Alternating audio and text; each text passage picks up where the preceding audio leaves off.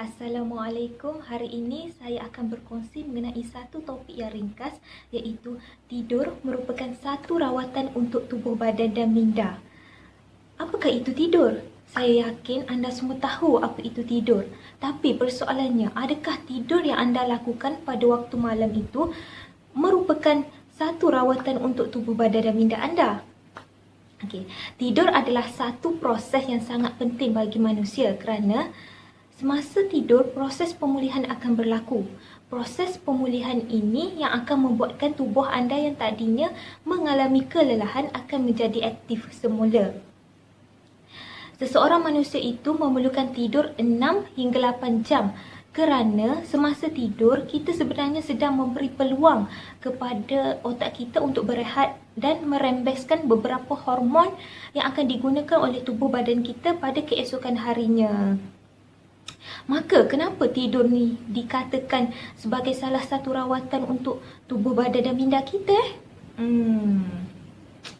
Antaranya ialah pertama, dapat menjamin sistem imunisasi badan, di mana semasa kita tidur, sel-sel badan kita mula berehat dan mula untuk membaiki strukturnya.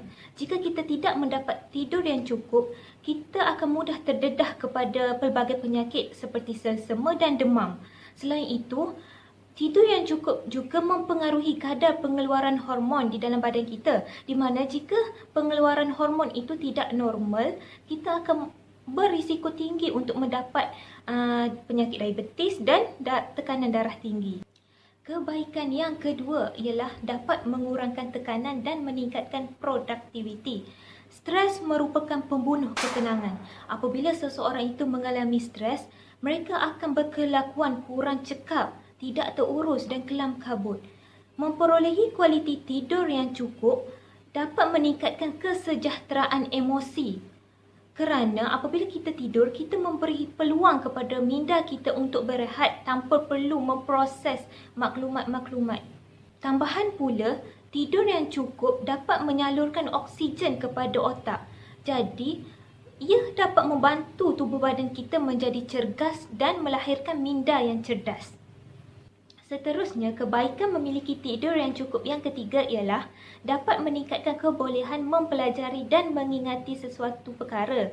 Kajian mendedahkan bahawa ketika kita tidur, memori tadi akan dipindahkan ke kawasan yang lebih efisien dan bersifat kekal, di mana proses ini dikenali sebagai penyatuan memori. Proses ini dapat membantu kita meningkatkan kebolehan mengingati perkara dengan mudah dan menjadikan minda kita cerdas. Kebaikan yang terakhir ialah dapat menjamin kesihatan badan, terutamanya jantung. Seperti yang kita tahu, jantung amat penting bagi seseorang manusia kerana fungsinya ialah untuk mengepam darah ke seluruh badan.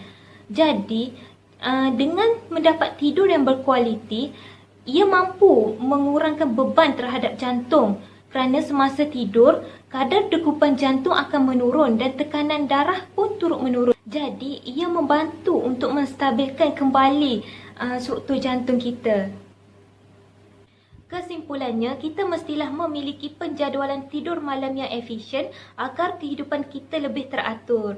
Jika kita merujuk kepada ajaran Islam, terdapat banyak potongan-potongan ayat Al-Quran tentang siang dan malam, seperti di dalam surah Ar-Rum ayat ke-23, surah Al-Furqan ayat ke-47, surah Al-Mu'min ayat ke-61 dan surah Al-Qasas ayat ke-73.